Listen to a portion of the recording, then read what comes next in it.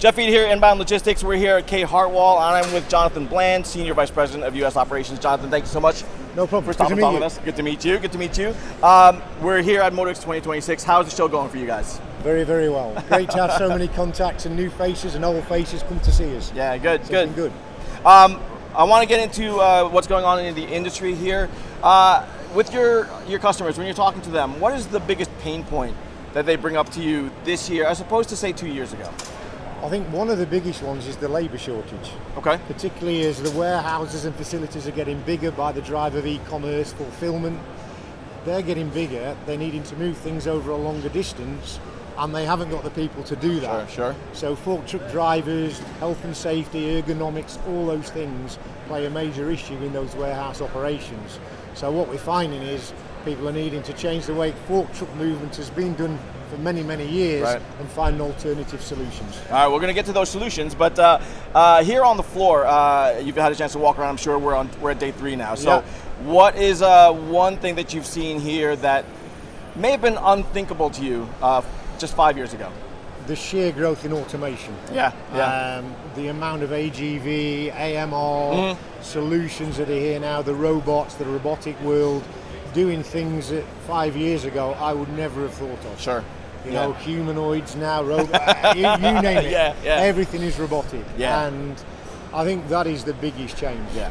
Particularly at my age of 57, you know, I never saw that coming 20 years ago for sure, and even 5 years ago, not to where it is today. Well, with that in mind, when companies first embark on their digital transformation journey, what are some of the biggest missteps that they make? What are some of the biggest mistakes that you see them committing?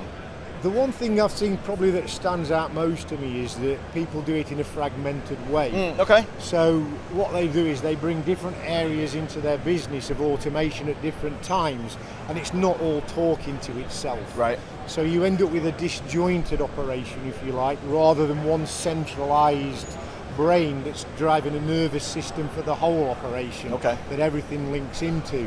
So I think that's sort of what's happening, is people are trying to put jigsaw pieces together at the moment rather than maybe blanket the whole operation. Yeah. And then that actually, from customers are speaking to me, sometimes they expect it to speed up and improve efficiencies. Sure. And it can have a reverse impact if you've not got it all talking to each other and working seamlessly. Right.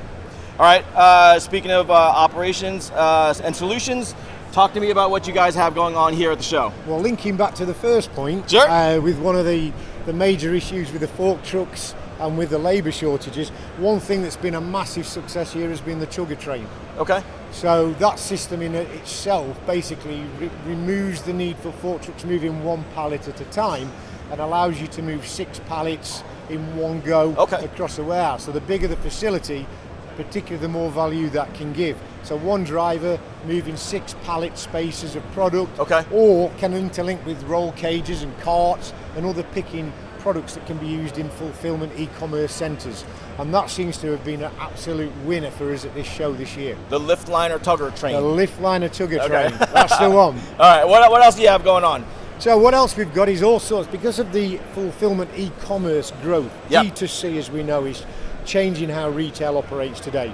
No longer do we go into the store to buy things, or we still do, but not to the level we used to.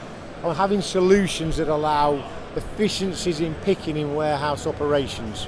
And so all the roll carts and the roll cages that we do for the early first mile, right through the middle mile process to end mile, all those solutions are picking up traction for us and are looking at replacing the pallets in the US operation.